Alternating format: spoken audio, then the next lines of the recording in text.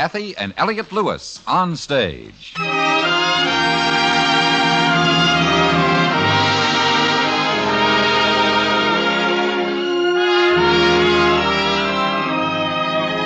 Lewis, Elliott Lewis, two of the most distinguished names in radio, appearing each week in their own theater, starring in a repertory of transcribed stories of their own and your choosing. Radio's foremost players in radio's foremost plays. Ladies and gentlemen, Elliott Lewis.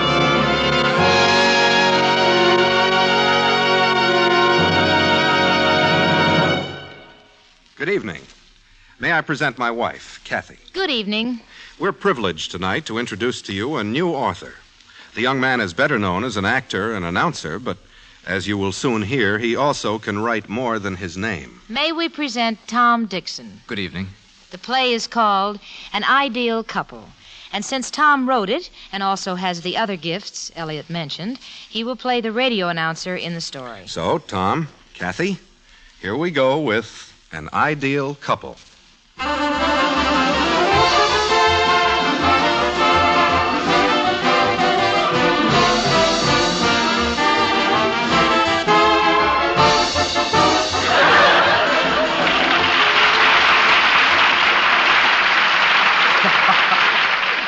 Mrs. Johnson, I'll bet you say that to all the boys. Well, I don't know all the boys. Oh, you are the sweetest talking little lady we've met in a long, long time. Mr. Johnson, how do you ever hold your own being married to a woman with such a way with words? Well, it's all right. All right, huh? Well, tell me, when is this gift of gab of hers most apparent? Well, you know. I'll bet it's twice as powerful when the little darling wants a new hat, huh? At least twice. Now let's get on with the more serious aspects of the situation. Mrs. Johnson, do you know why the Johnsons are on our program, happy, though married? Oh, I think I do. How about you, Mr. Johnson? I'm afraid not. You mean you don't know why you're here? No, I don't.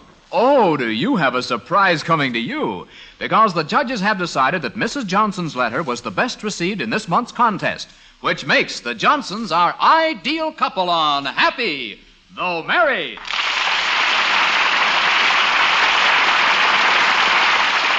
I told you I had a surprise for you, Mr. Johnson. How do you feel now? Bewildered. Bewildered, huh? How about you, Mrs. Johnson? How do you feel? Just wonderful. I'll bet you do. Well, before we tell you about those grand surprise gifts our sponsors have lined up for you, let's sketch in a bit of your married life to prove that you deserve to be our ideal couple. Now, to start with, Mrs. Johnson, how long have you been married? 25 years this month. 25 years. Now, that deserves a hand.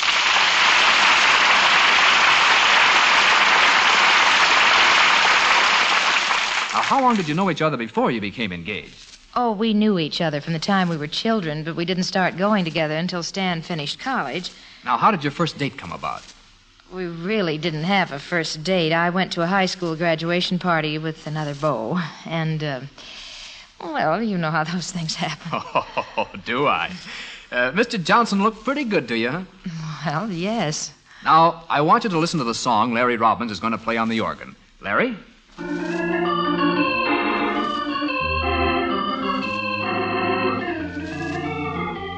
You know what that song is? No. No. That's one of the songs that was popular in those days when you two fine people first met. A song that we understand was played at that party Mrs. Johnson was just talking about. Mr. Johnson, did you come to the party alone? As a matter of fact, I did.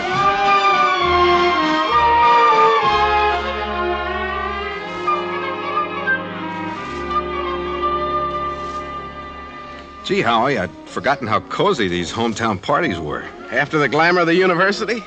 Sounds a bit silly, Stan. Well, nothing there was quite like this. You mean no party at State had Leola Webb in attendance? Oh, is that obvious? Obvious? Would a swat in the nose seem obvious? You've been staring at her all night. She certainly has, Bloomed? That's the word you're searching for, my friend. Why don't you ask her to dance? I'd like to, but she came with Benton, didn't she? Don't let the great Jim Benton scare you off. Leola's just a passing fancy with that lad. Why does he let her sit on the sidelines while he swaps jokes with the boys? Maybe the jokes are safer. What do you mean by that, Craig? Nothing at all. Besides, she's not sitting on the sidelines. She's heading this way. Bet she asked one of us to dance. I bet it's you. Oh, you must be crazy. Bet your butt. Okay. Hello, Stanley. When did you get back from the university? Well, yesterday. Yeah, it was yesterday. Oh, that's wonderful. It's just wonderful to have you back. This is a lady's choice, Stanley. I thought, that is if you care to... To dance? Oh, brilliant. Yes, would you care to? Yeah, he'd be delighted. Hello, Howard. Good evening, Leola. Well, don't just stand there, old man. Get going. Oh, yes. It was very nice of you, Leola, to invite me to dance with you. It wasn't nice of me at all. I just wanted to dance with one of the handsomest men in the crowd. Johnson, you owe me $1. What do you owe that awful Howard Rhines $1 for? Oh, nothing. That's just an old bet we had. What do you see in Howard as a friend? Oh, I don't know. We've been friends all our lives.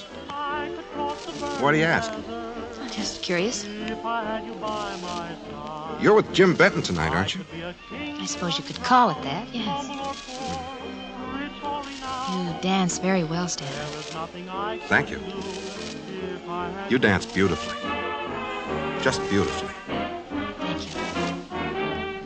I tell you, I think that Benton must be a bit silly in the head. What do you mean, Stanley? Passing up a chance to dance with you for a few... Oh, spoke too soon. Here he comes. Really? Just my luck. I wonder what got into Mr. Benton. Oh, what do you mean? Oh, I mean, isn't that just like a man? Ignore a girl all night, and then just when she starts to have a little fun...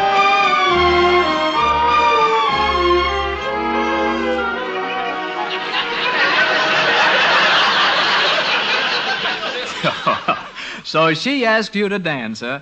You accepted, of course. As a matter of fact, I didn't. You didn't? No, I was too scared. A friend accepted for me. Well, so much for your first romantic meeting. Now let's get to the proposal. And Mr. Johnson, don't tell me you let her do that, too. No, I did that all right. How was he, Mrs. Johnson? Romantic? Oh, my, yes. Do you think you were romantic, Mr. Johnson? I guess you could call it that, yes. Did you get down on your knees? Oh, I went farther than that. I was flat on my stomach.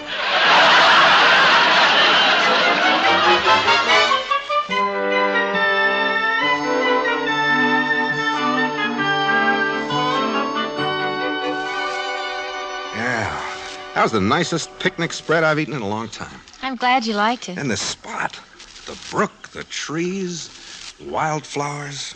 I haven't felt this good in my whole life. Why should you feel so extra special good today? Oh, a lot of reasons. The food was good. The spot is lovely. The grass feels good against my belly. Excuse me, stomach. And the greatest reason, I guess, is because you're here. Really, Stanley? I mean it. You're wonderful. It's just too bad Mary and Bob couldn't come after accepting your invitation and everything. Oh, well, you know, Bob and Mary, always changing plans at the last second. Yeah. They do seem to be happily married, though. I suppose so. Bob certainly isn't my idea of a good husband. Oh? Who is? Who's what? Your idea of a good husband. Jim Benton? Me? Marry Jim Benton? If Jim Benton were the last man alive, I'd be an old maid. I'd certainly like a nickel for every time Mr. Benton proposed to me. I thought all the girls considered him such a whale of a catch. Not this young lady. What type of man would you, like to have for a husband? Oh, I don't know. Somebody that's considerate, steady, easy to get along with. Good looking, too, maybe. Uh-huh, I see. Why'd you ask, Stanley? Well, Leola, Yes, Stanley. Leola, I don't qualify for looks much, but I am steady. I think I'm considerate, and people say I'm easy to get along with. We've been seeing each other pretty steady for almost a year now, ever since Jim Benton left town. And I honestly think you're the most wonderful girl I could ever hope to know. This might seem sudden to you, but I've thought about us an awful lot. And the more I think, the more I... Go on, Stanley. The more I think we could be happy together. I love you so very much. Please marry me. Huh? Stanley, of course I'll marry you.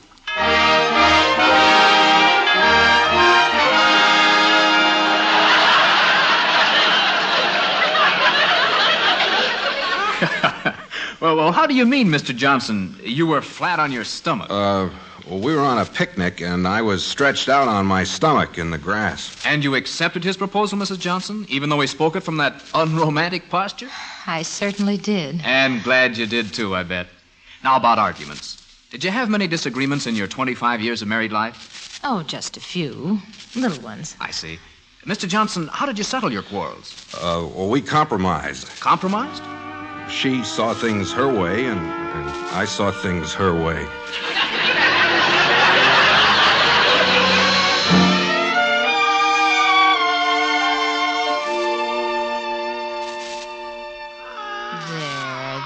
There now, Dougie. Darling, Mommy's right here to see her little man doesn't cry. There. No. Leola, I think you picked Douglas up too much. Aren't you going to spoil him? Spoil him? With love and affection? Spoil him, trying to make up for the things his father doesn't give him? What thing? Would you think it's right to raise a child in a one-bedroom, walk-up apartment? Well, it may not be right, dear, but it's all we can afford. Lots of kids grow up strong and healthy in worse places than this. Not my son. I'll not raise my son in this dirty, ugly little flat. Oh, it's not dirty and it's not ugly. Howard says he thinks you've done a wonderful job decorating the place. Howard? What does he know about decorating? Just thought you'd be pleased. Oh, I'd be pleased if you'd stop spending so much of your time with Howard. Why? Well, he's not a good influence on you. He's lazy. He has no ambition. Honey, please. In the first place, I don't spend all of my time with Howard. And besides, I'm not a child. I'm not liable to be influenced that easily. Now, please, let's just stop this. You're tired, and I don't blame you. But honestly, we're doing fine. Now, tell me the truth, aren't we? Compared to Alice and Jim Benton, we're doing quite badly. Jim Benton inherited a factory and $100,000. How can you compare us to Jim Benton? Be reasonable, dear. Be reasonable. Why don't you start being reasonable? I don't worry about myself, Stanley, but we've got a son now. You've responsibilities. You can't afford to let yourself be pushed around. You can't afford to let yourself be talked out of a raise that you deserve. You've got a son. Tell me what it is you want of me, Leola. I want to make you happy. I'll do everything in my power to make you happy. Just tell me what it is you want. Those are big words. I mean them. I swear it to you. I mean them. You've got to stop sitting around, Stanley. You've got to progress. You're too easygoing for your own good. You used to tell me you liked an easygoing man. But you aren't going at all. You're at a standstill. You don't seem to have any ambition. You're so ridiculously content, and you haven't got anything. I have a lovely wife and a fine son and a job and a place to live. What more do I need? Do you think Jim Benton would be Jim content? Benton! You always come back to him. Benton was born with a silver spoon in his mouth. He's a drunk, a boor, and a vicious snob, but you hold him up as a shining example of manhood. Why, I don't know. Sometimes I think you wish you'd married him. He had only to ask me. What? You heard me. I'll see you later. Where are you going? Does it really matter? No, Dougie, no.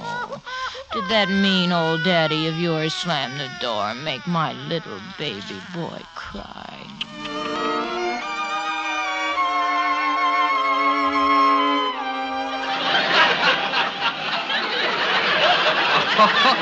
Saw things her way and you saw things her way. Oh, that's pretty good, Mr. Johnson. It's just such a sense of humor about serious matters that made you and Mrs. Johnson this month's ideal couple on Happy Though Married. And now, in just a moment, we'll continue your story. But first...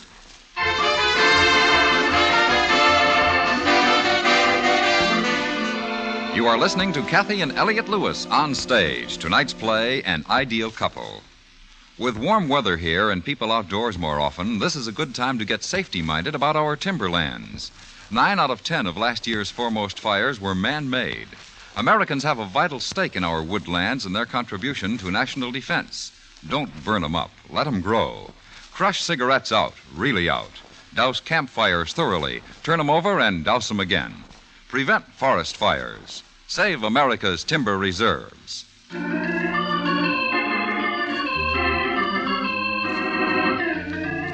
And here we are back on Happy Though Married. So far, we've found that this month's ideal couple, Mr. and Mrs. Stanley Johnson, met at a party. She asked him for a dance. He proposed while lying on his stomach in the grass at a picnic. And that they faced their little differences with humor and compromise. Just a few more questions, and we'll present them with a host of surprise gifts from our sponsor. Now, for instance, how about vacations?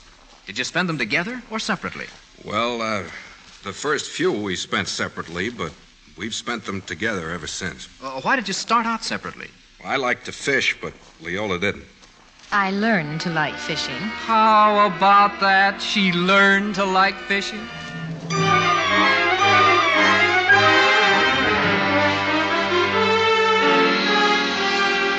Oh, that was one corking good meal, my friend.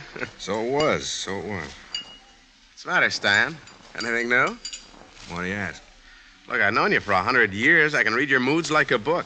You've been gathering wool all through lunch. What's up? Nothing.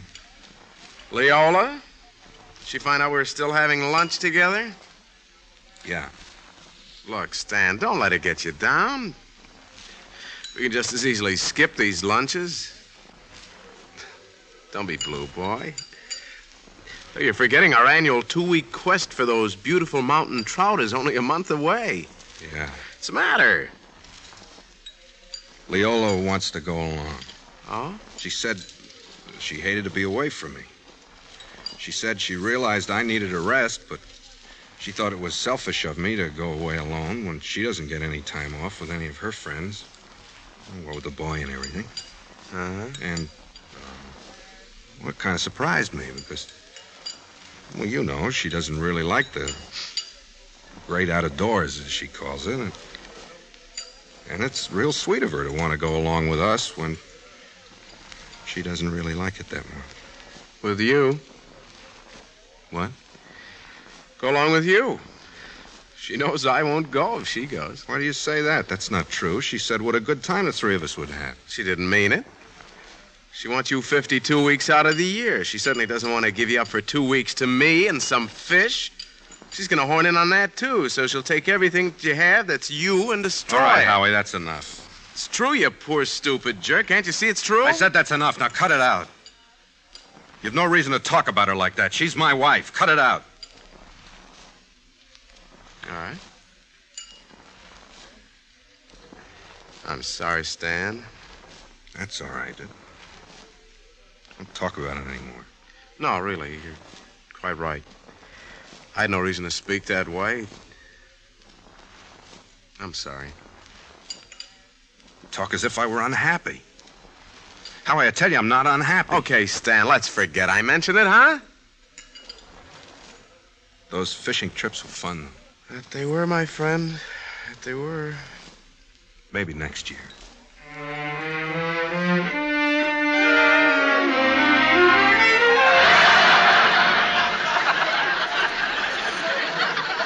Oh, my, Mrs. Johnson, you killed me.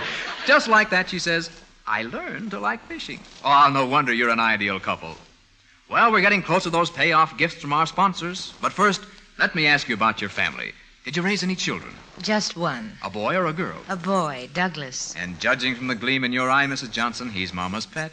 Oh, he's a wonderful boy. Mr. Johnson, does Douglas favor you or his mother? Well, there the boy was really lucky. Why? Well, he looks like me, and he acts like his mother.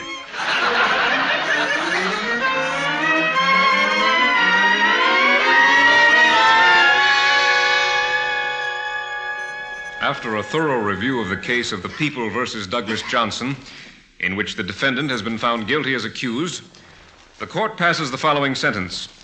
The theft of $250 represents a major crime.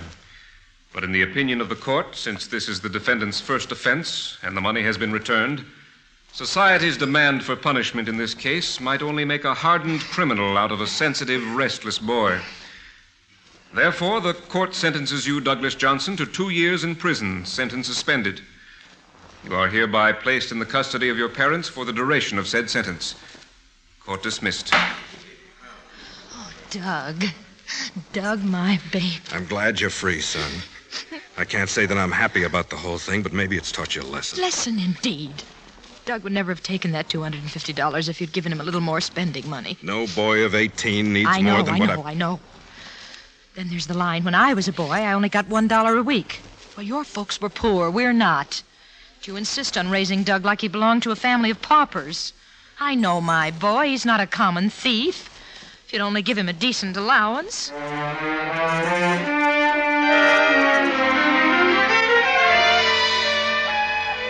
I can only say, Mr. Johnson, that if your son is as handsome as you and as charming as his mother, he must be quite a boy. Well, as our ideal couple, you've enjoyed a rich, full life together. Now, what about the future? Mrs. Johnson, what are your plans? I think I'll start spending a little of that money we've worked so hard to save. Stacking new hats every day, huh? How about you, Mr. Johnson? What are you going to do with the future? Well, now that I'm 55, I think I've finally acquired the wisdom to start living like a kid of 25.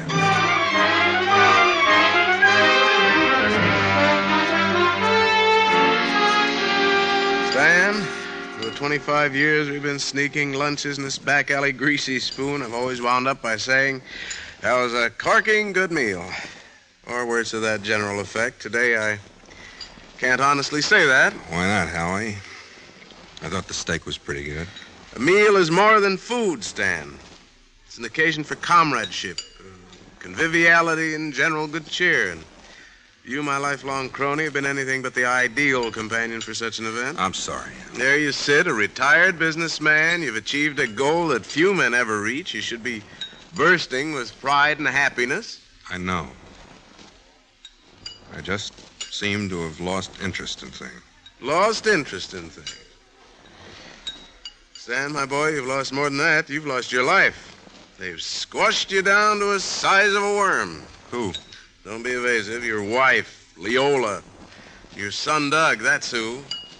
Between the two of them, they've knocked the stuffings out of a wonderful guy and left you.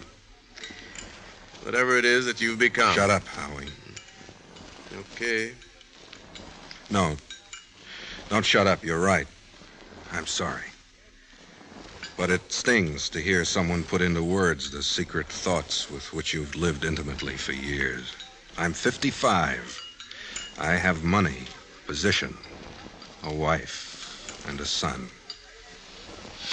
And I'm terribly unhappy because none of it gives me pleasure. Stan, you're only 55. And why don't you do something about it? What can I do to change it now? You've even lost the power to hope. How does a man get that way? What makes you play act at being the ideal husband for so long? You haven't loved Leola for years, have you? Have you? No. Not for years. All right, then why do you stick? I don't know. First it was Doug, I guess. Then it was a sense of duty. Lately, habit. Habits can be broken, you know. How? Well, to start with, why don't you join me in my life's big moment? That world cruise I was telling you about. Be gone for one whole big, beautiful year. Love to have you along. I leave next Friday night. I couldn't. Stan, do I have to start painting the dreary picture of your future if you don't make the break? No. I'm fully aware of those horrors. A trip around the world. It'll be fun, all right. Would make up for all those fishing trips we never had. When are you leaving? Next Friday night. All right, I'll go. Good. That's just fine, Stan. I promised Leola I'd go to a radio broadcast with her on Friday afternoon. She wrote a letter or something. I don't know. Then we'll leave Friday night. Friday night. Then you'll be free of it, Stan, on Friday night.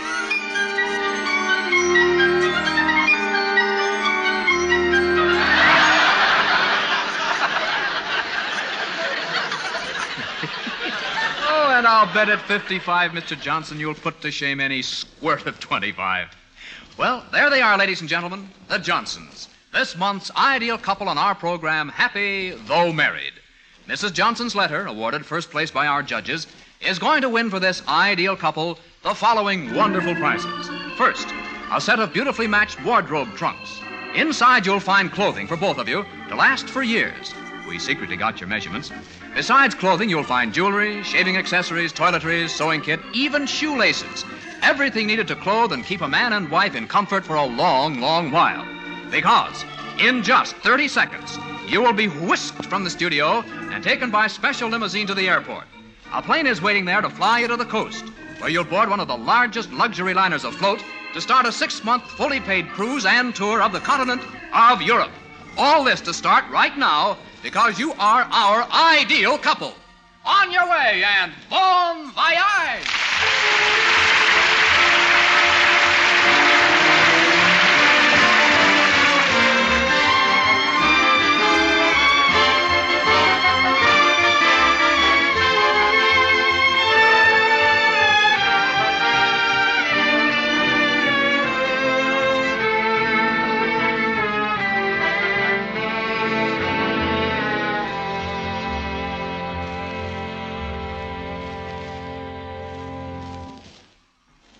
An Ideal Couple, starring Cathy and Elliott Lewis on stage.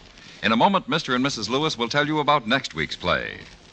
Tomorrow night, there's Music in the Air on CBS Radio. Music and songs of foreign-born composers. Hear baritone host Donald Richards, soprano Camilla Williams, tenor Clark Dennis, song stylist Betty Cox, and Alfredo Antonini's orchestra with Avalon, Swedish Rhapsody, Alexander's Ragtime Band, I'm Walking Behind You, and many other top hits. Remember, tomorrow night on most of these stations, there's Music in the Air. And now, once again, Cathy and Elliott Lewis.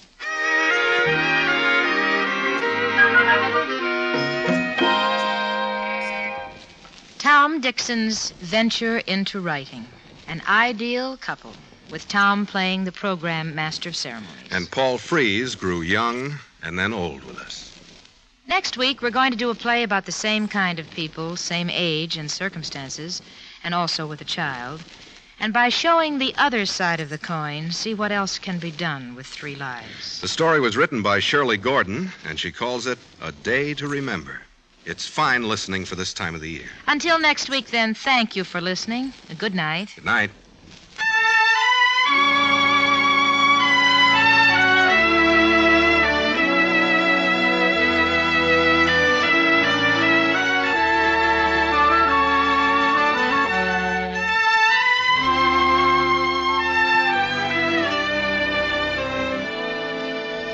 Music for tonight's story was composed and conducted by Fred Steiner. The Cathy and Elliott theme is by Ray Noble, and the program is transcribed and directed by Mr. Lewis. George Walsh speaking.